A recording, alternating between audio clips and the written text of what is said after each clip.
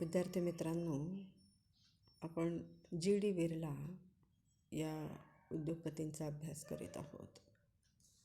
गेल्या तासापासून आपण त्यांच्या उद्योग व्यवसायाबद्दल जाणून घेत आहोत. मागच्या तासाला आपण त्यांच्या बिर्ला ज्यूट आणि बिर्ला मिल्स या व्यवसायाबद्दल जाणून घेतले. प्रतिकूल परिस्थितीमध्ये युरोपियनांचे वर्चस्व असतानासुद्धा या व्यवसायामध्ये प्रवेश करून बिर्लांनी एक मोठं धाडस दाखवलं. ते खूप महत्त्वाचं आहे. बिर्ला ज्यूटचा फार गाजावाजा झाला असला तरी पहिल्या 10 वर्षात त्या कंपनीने फारशी कमाई केली नाही. परंतु मी आत्ताच म्हटल्याप्रमाणे की या व्यवसायामध्ये प्रवेश करून त्यांनी बऱ्यापैकी नफा कमावण्याचं धाडस दाखवलेलं आहे. ते महत्त्वाचं आहे. 1922 ते 31 या 9 वर्षाच्या काळात हिंदुस्तान टाइम्स वगळता एकही नवी कंपनी सुरू केली नाही. त्यांनी आपले लक्ष फक्त बिर्ला ज्यूट व्यापार, कापड गिरण्या, शेअर दलाली, चांदी व ताग यामधील वायदे बाजारावर केंद्रित केला, हे लक्षात घ्यावे.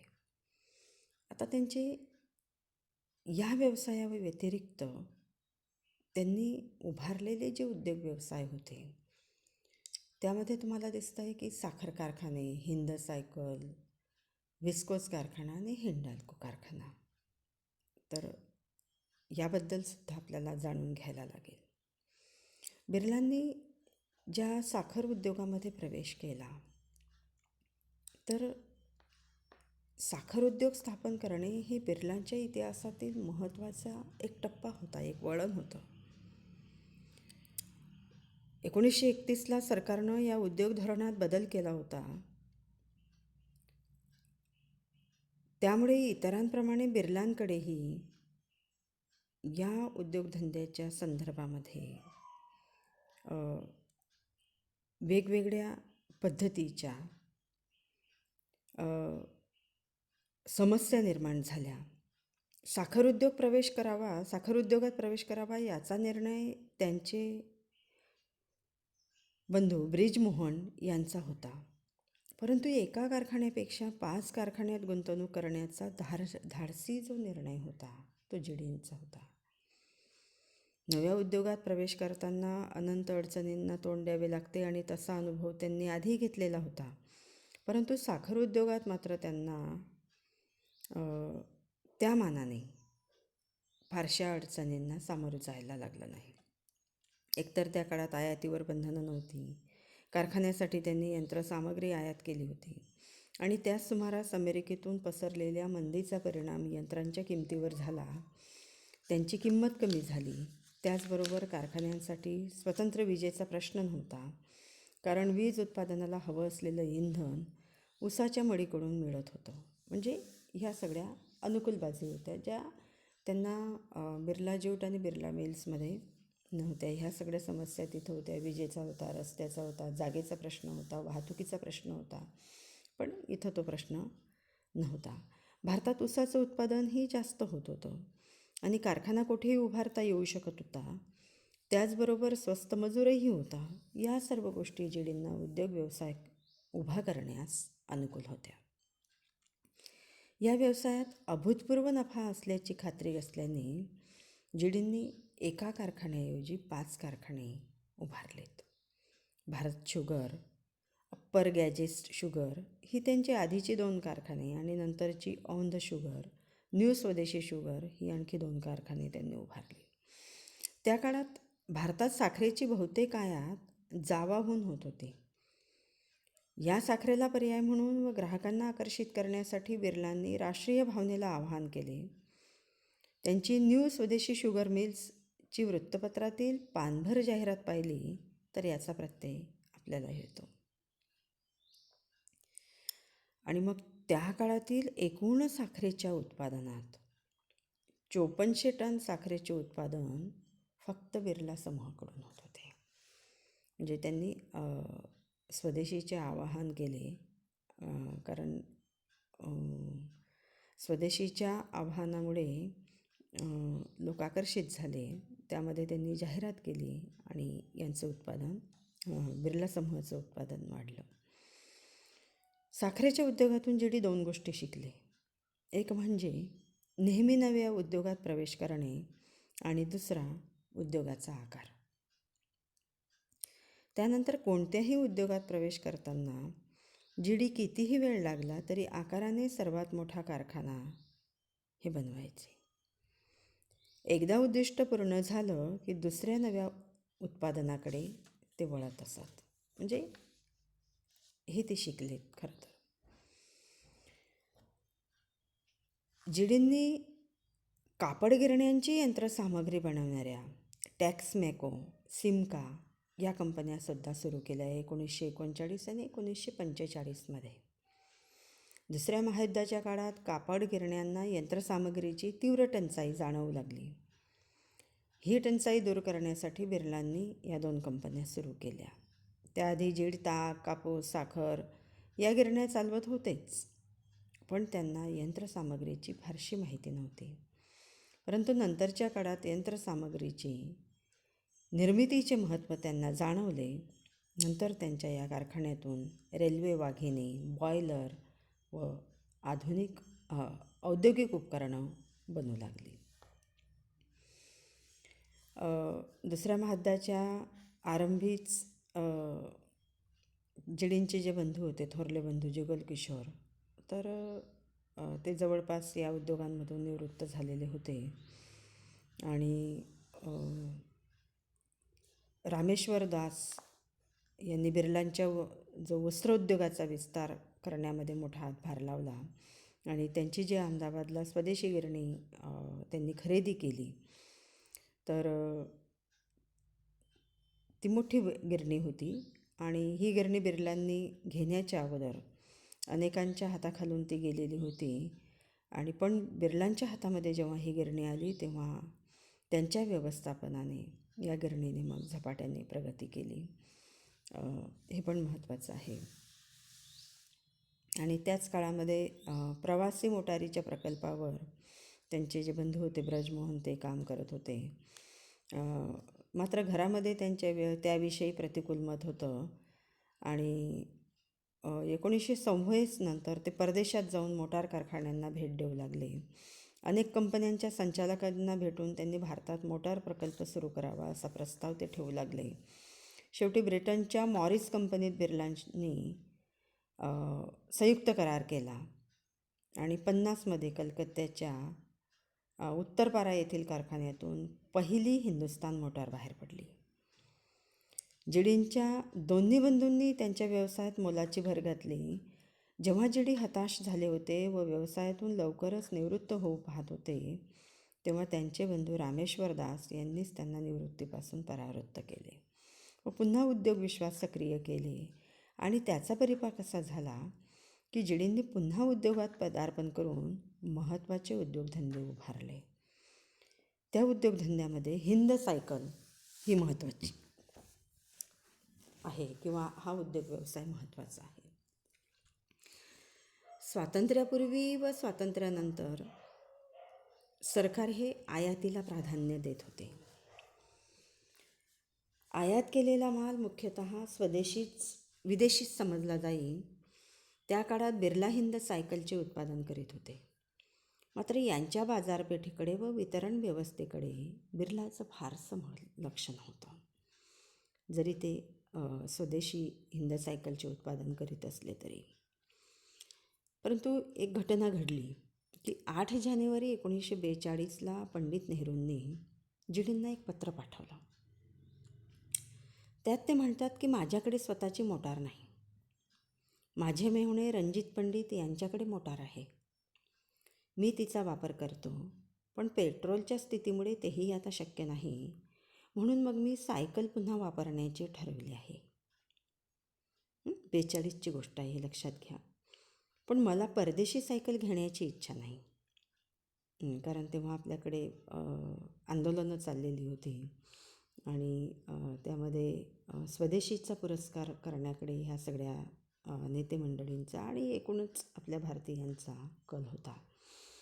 आणि म्हणून पंडित जवाहरलाल नेहरूंनी त्यांना पत्र पाठवून सांगितलं की मला स्वदेशी सायकल वापरायची आहे. नवीन हिंद सायकल घ्यावी असं मला वाटतं, कारण यांची हिंद सायकल कंपनी होती, पण त्याच्या वितरणावर आणि बाजारपेठेवर त्यांचं लक्ष नव्हतं. परंतु ती आत्ता बाजारपेठेत उपलब्ध नाही आहे आणि ती कोठे मिळेल तर हे कृपया तुम्ही कळवू शकाल का, असं पंडित जवाहरलाल नेहरूंनी जीडींना पत्र लिहिलं. आणि मग जीडींनी नेहरूजींना एक नव्हे तर 2 सायकली पाठवल्या. आणि मग त्यांनी साखर उद्योगानंतर हिंद सायकल स्थिरस्थावर केली. परंतु पुढे या कारखान्याचा नफा एवढा घसरला की सरकारला त्याचे राष्ट्रीयकरण करावे लागले आणि पुढे त्यांना हा जो प्रकल्प होता हा गुंडाळावा लागला. वयाच्या 50शीत पोचल्यावर जीडींना नव्या उद्योगधंद्यांची मुहूर्तमेढ रोवायची इच्छा राहिली नाही. आपल्या सर्व इच्छा पूर्ण झाल्यात आणि कुटुंबातला प्रत्येक सदस्य सक्रिय झालेला आहे, त्यामुळे नव्याने काही करण्याची त्यांना इच्छा राहिली नव्हती. याला कारणही तसेच होते. एक तर महात्मा गांधीजींचा मृत्यू झाल्याने ते एकटे पडले होते, कारण महात्मा गांधीजी आणि जीडी यांचे खूप जवळचे संबंध होते. आणि दुसरे असे की उद्योगांबाबत सरकारचे धोरण फारसे समाधानकारक नव्हते. जीडींची ही अनासक्ती पाहून त्यांचे थोरले बंधू रामेश्वरदास यांनी त्यांचे मन पुन्हा उद्योगाकडे वळवले व पुन्हा त्यांना सक्रिय केले. जीडी पुन्हा उद्योगात सक्रिय झाले. त्यांचा व्हिस्कोस कारखाना व या कारखान्याने पुढे मिळवलेले यश हे जीडींच्या पुन्हा सक्रियतेने साकारले गेले. 1920च्या सुमारास जपान कंपनीने भारतात रेयॉन कापड आणले. रेशमहून स्वस्त आणि कापसाच्या कपड्यापेक्षा जास्त चमक असलेले हे कपडे लोकप्रिय झाले. त्याचा खप वाढला. त्यावेळेस कस्टम करात रेयॉन नसल्याने ही विक्री अधिकच वाढली व बऱ्यापैकी नफा या कंपन्यांनी कमावला. अर्थात रेयॉन हे मुख्यतः कृत्रिम धाग्यापासून बनवलेले वस्त्र होते. त्या काळात वस्त्रोद्योगात या धाग्याच्या दर्जाविषयी संशय होता. केवळ लोकर, कापड व रेशीम हेच टिकाऊ असतात असा समज होता. आणि असे असले तरी रेयॉनची लोकप्रियता टिकून होती. पुढे स्वदेशी आंदोलनामुळे रेयॉनवर बंदी घालावी अशी एक मोहीम चालवली गेली आणि रेयॉनला पुढे भविष्य आहे हे जीडींनी ओळखले. त्यांनी ग्वाल्हेर येथे रेयॉनचा कारखाना काढायचा ठरवले आणि त्या कंपनीची नोंदणीसुद्धा केली. कारखाना उभारण्याआधी जीडींनी सर्वात हुशार असे 6 अधिकारी निवडून त्यांना इंग्लंड, पश्चिम जर्मनी, अमेरिका, जपान येथे रेयॉन कारखान्यांची पाहणी करण्यासाठी पाठविले. 4 महिन्याच्या दौऱ्यानंतर आलेल्या अधिकाऱ्यांनी आपला अहवाल जीडींना दिला.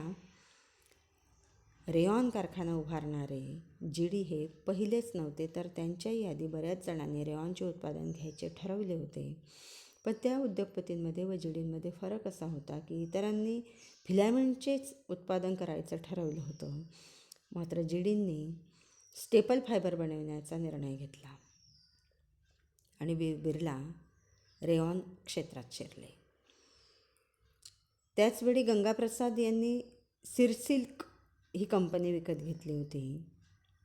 बसंतकुमारांनाही सेंचुरी या किरणीत रेयॉनचा एक विभाग सुरू करावा असे प्रोत्साहन देण्यात आले होते. आणि जीडींचा या क्षेत्रातील हा जो प्रवेश होता हा सुद्धा येथे महत्त्वाचा ठरतो. त्यांची पुढची कंपनी जी आहे किंवा जो कारखाना आहे तो आहे हिंडाल्को. जीडींनी अनेक कारखाने उभारले, पण हे सर्व कारखाने पायाभूत उद्योग क्षेत्रातले नव्हते. त्यामुळे टाटांच्या जमशेदपूरसारखं एखादं भव्य उद्योग संकुलन बनवावं आणि पोलाद उद्योगात प्रवेश करावा असं जीडींना वाटत होतं. त्यासाठी त्यांनी 50 कोटी रुपयांचं अधिकृत भांडवल असलेल्या Durgapur iron and still works या कंपनीची नोंदणी केली. पण त्या दरम्यानच्या काळात पंडित नेहरूंनी सर्व पोलाद प्रकल्प हे सार्वजनिक क्षेत्रातच राहतील असा निर्णय घेतला. त्यामुळे जीडींना हा प्रकल्प गुंडाळावा लागला. त्यांचं दिवाळं वाजलं. बिर्लांनी पोलाद प्रकल्पासाठी बराच पिच्छा पुरवला, पण त्यात त्यांना यश आलं नाही. मग 55ला सरकारनं नवं पोलाद मंत्रालय सुरू केलं. स्वतंत्रपणे पोलाद मंत्रालय सुरू केलं. या मंत्रालयाची सूत्र कृष्णमाचारी यांनी स्वीकारली. त्यांनी टाटांच्या टिस्कोला विशेष सवलती दिल्या. ती आधीची कंपनी होती टाटांची टिस्को, आपण बघितलं आहे. त्यांची उत्पादन क्षमता 10 लाख टनाने वाढवण्याची परवानगीही दिली. सरकारच्या या धोरणाने बिर्ला नाराज झाले. त्यांनी सरकारकडे आपली नाराजी व्यक्त केली आणि छोट्या प्रकल्पांना परवानगी द्यावी ही आपली जी जुनी मागणी होती ती लावून धरली. पण सरकारने त्यांची विनंती नाकारली आणि त्याच सुमारास बिर्ला यांनी उत्तर प्रदेशातील ज्येष्ठ काँग्रेस नेते चंद्रभानू गुप्ता यांची भेट घेतली. उत्तर प्रदेशातील रिहांद धरण उभारण्याचा त्यांचा मानस होता, योजना होती, ती त्यांनी सांगितली. हे धरण उभारण्यामागचा जो उद्देश होता तो त्यांनी सांगितला की शेतीला पाणी आणि वीज मिळावी असे त्यांना वाटत होते. 50 मेगावॅट वीज वाया जाईल की काय म्हणून मग गुप्ता यांनी जीडीकडे विचारणा केली की तुम्ही एखादा कारखाना इथे काढू शकाल का. पोलाद प्रकल्प फसल्यामुळे त्यावेळेस जीडी हे ॲल्युमिनियम क्षेत्रात प्रवेश करण्याचा विचार करीत होते आणि गुप्तांचा हा प्रस्ताव त्यांनी स्वीकारला आणि सरकारनेही बिर्लांच्या हिंदुस्तान ॲल्युमिनियम कंपनी लिमिटेड म्हणजेच हिंडाल्कोचा अर्थ काय आहे की हिंदुस्तान ॲल्युमिनियम कंपनी लिमिटेड या कंपनीला त्यांनी परवानगी दिली सरकारने. मग या कंपनीसाठी जीडींनी आवश्यक त्या सर्व परवानग्या मिळविल्या. हिंडाल्को कंपनीत कॅसर, अमेरिकेतील कैसर कॉर्पोरेशन जे आहे त्याला कॅसर असं संबोधलेलं आहे, त्यांच्या सहकार्याने आधी त्यांनी सिमेंट उद्योगातही प्रवेश केलेला होता. तर या कंपनीमध्ये त्यांनी शिरकाव केला. कैसर कॉर्पोरेशनच्या अधिकाऱ्यांनी कारखान्याचा संभावित आराखडा तयार केला. त्यांच्या अंदाजानुसार संभावित खर्च हा 20 कोटी रुपये होता. तर बिर्लांच्या ताराचंद साबो, दुर्गादास मंडली या 2 अधिकाऱ्यांच्या अंदाजानुसार खर्च हा 14 कोटी रुपये होता आणि त्यामुळे वाद निर्माण झाला. हा वाद मिटविण्यासाठी अमेरिकेहून एडवर्ड कैसर भारतात आले. त्यांनी बिर्लांशी करार रद्द करण्याची धमकीही दिली, परंतु बिर्ला आपल्या अधिकाऱ्यांच्या पाठीशी ठाम उभे होते आणि पुढे हा प्रकल्प मग ह्या अडचणींमधून मार्ग काढून मार्गी लागला. हिंडाल्को कारखाना केवळ 1.5 वर्षाच्या अवधीत उभारण्यात आला. रिहांद धरणाजवळील रेनकुट इथं हा कारखाना उभारण्यात आला. कारखाना उभारण्यापूर्वी तिथं घनदाट जंगल होतं. कारखान्याच्या इमारतीसाठी विटा शेकडो मैलावरून बैलगाडीत आणाव्या लागल्या. खाणकामासाठी बिहार व मध्य प्रदेश सरकारच्या परवानग्या घ्याव्या लागल्या. कारखान्याचे 62मध्ये उत्पादन सुरू झाले. बिर्लांचा पायाभूत क्षेत्रात हा पहिला प्रवेश होता. या कारखान्याच्या उभारणीने पंडित नेहरूंना सुद्धा आनंद झाला, कारण मागास भागात ती सर्वात मोठी औद्योगिक गुंतवणूक होती. कारखान्याच्या औपचारिक बाबी पूर्ण होत नाहीत तोच बिर्लांचा विजेच्या संदर्भात सरकारशी वाद झाला. विजेच्या संदर्भात त्यांचा करार असा होता की कंपनीला दरवर्षी 20,000 टन ॲल्युमिनियमचं उत्पादन करण्याचा परवानगी होता व त्यासाठी उत्तर प्रदेश राज्य वीज मंडळानं दर युनिटला जे पैसे आकारलेले होते, जो दर आकारलेला होता, तर तो दर आणि तो करार जो होता त्यामध्ये वाद निर्माण झाला आणि पुढे कारखान्याची क्षमता 40 टन होती, नंतर 60 टनांवर आली. या अतिरिक्त टनांसाठी लागणारा 45 मेगावॅट विजेचा जादा पुरवठा करणं शक्य नव्हतं असं वीज मंडळानं जीडींना कळवलं, कारण यांनी उत्पादन वाढवलं आणि कंपनीने वीज पुरवायला नकार दिला आणि त्यामुळे तो वाद निर्माण झाला. तर हिंडाल्कोच मुळात 14 कोटी रुपयाच्या भांडवलावर उभी राहिलेली होती जी डी यासाठी तयार झाले. त्यांनी पुन्हा कंपनीशी बोलणी केली आणि त्यांनी एक 67.5 मेगावॅट क्षमतेचे 2 टर्बो जनरेटर रेणू सागर नदीच्या किनाऱ्यावर उभारले आणि ही जागा 40 किलोमीटर दूर होती त्यांच्या कारखान्यापासून. तर जीडींनी स्वखर्चाने या 40 किलोमीटर लांबीच्या ट्रान्समिशन तारा उभारल्या व कारखान्यावर आलेलं विजेचं संकट दूर केलं. हिंडाल्को सुरू होताच प्रचंड वेगाने प्रगतीपथावर ही कंपनी गेली. कमी खर्च अधिक उत्पादन हे बिर्लांचं ध्येय या कंपनीने सिद्ध केलं आणि या कंपनीमध्ये बिर्लांचे खरं तर सर्वात जास्त शेअर्स हे होते आणि जीडींच्या निधनानंतर 5 वर्षांनी कैसर कंपनीने आपला सगळा हिस्सा काढून घेतला. बिर्ला सर्वेसर्वा झाले आणि कारखान्याचे उत्पादन 1.5 लाख टनांच्या वर गेले. तर अशा पद्धतीने या काही आलेल्या ज्या अडचणी होत्या त्यावर मात करून बिर्ला